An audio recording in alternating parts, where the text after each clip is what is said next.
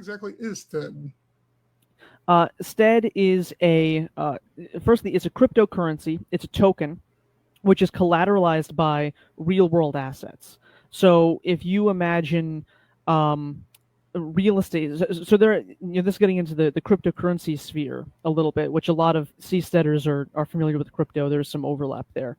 Um, there's a thing called RWA, which is tokenized real estate, where they take a house, they'll buy it, they'll create 100,000 tokens, and then sell those 100,000 tokens. And every person who holds a token owns 1/100,000th of that house. So if you own 100 tokens, then you own 1/1,000th, and so on and so forth. So basically, what we're doing with Stead is we created a DeFi platform, a decentralized finance platform, where you can take floating assets like floating houses, fishing boats, fish farms, fish cages, things like that, things that would go in the water, marine assets. You can crowd fund those through the sale of Stead tokens of this cryptocurrency, and then the people that buy the cryptocurrency now gain value from the real world asset, the thing that is floating on the water that's going to make a profit. And of course, the people that are operating that real world asset, which in the white paper we call them the operators, they gain the benefit of crowdfunding an asset that goes into their company.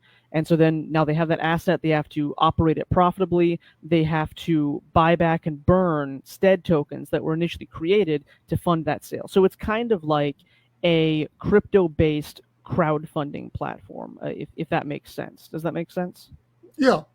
I think my question on all that is, you hear a cryptocurrency, and for a lot of people, it's still very new and they don't understand it and stuff along those lines. So I think this definitely, the people in that space get it and they're all about it. But for those that don't, it's like, this is just another one of the billion cryptocurrencies out there. So where does that value come from for those people as well? As like, what can they use that cryptocurrency for, or if that makes sense?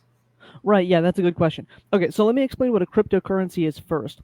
A cryptocurrency is basically, it's an entry on a ledger. It's like a public ledger.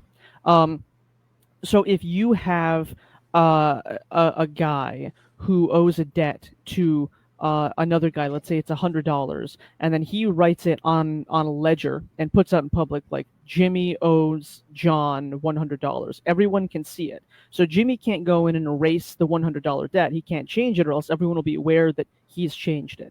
So that's called, the way that this is implemented with cryptocurrency is called blockchain. It's basically like a recording of how much money is in every person's wallet. It's usually called a wallet. So they take the balance that everyone has in their wallet, they create a ledger, or like a big data file that says, like, this guy transacted 10 coins to this guy, and this guy sent 20 coins to that guy, and so on and so forth. And then they send that information out to everyone in the world, or every person who has a copy of the blockchain on their computer.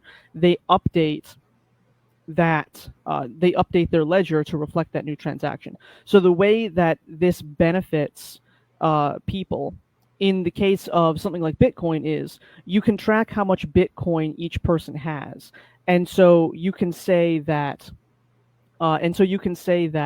like, if I say I have 100 Bitcoin and I want to show that to people, I can prove it. So if I say that I own the seastead, or that I own 100 shares of this seastead, then I can also prove that. So basically, it's taking the technology of, like, shares and stocks and things like that, and making it so that anyone in the world can access that without needing to go through a third party. So, for example, if we're in the Philippines, you can't really sell stock in a marine company. That's not.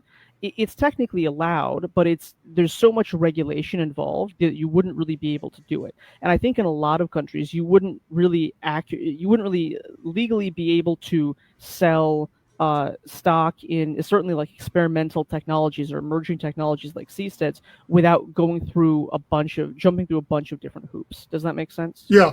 Now, I think that maybe part of the thing is because, so you almost need to look at it more of like a stock instead of actually like a dollar or something along those lines. And I think the term currency sometimes makes people think it's something it's not. Yeah.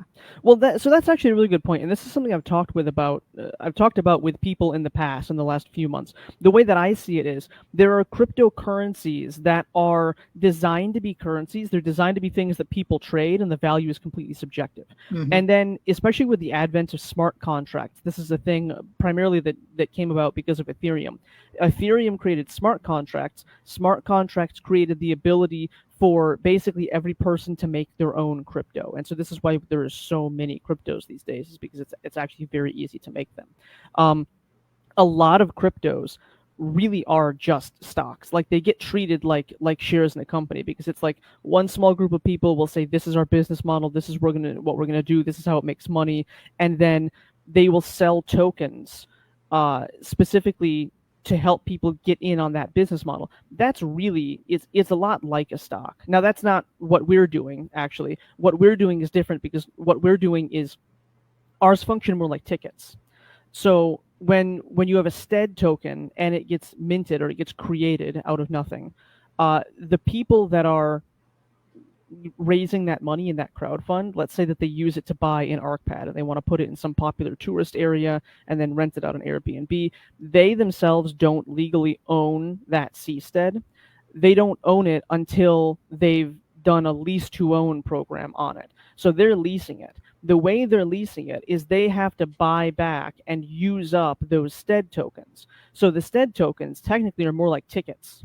So it's kind of like I hold 100 tickets to use the ArkPad for 100 days, and then, because I hold this company that's actually using the ArkPad, that's renting it on Airbnb, it's more like they're subleasing it at that point, because they have to buy the tickets from me and then use those tickets to continue their lease on that structure. And so it'd be the same if you raised funds on a fishing boat or a fish farm or like an underwater thing in the case of Atlantis Sea Colony. Whatever the thing would be, the idea is you're going to crowdfund through the platform, and then you're going to rent to own the thing that you funded. You don't own it until you've burned all of those, until you've used up all of those tickets on the lease. Does that make sense? Yeah, I mean, it makes sense to me.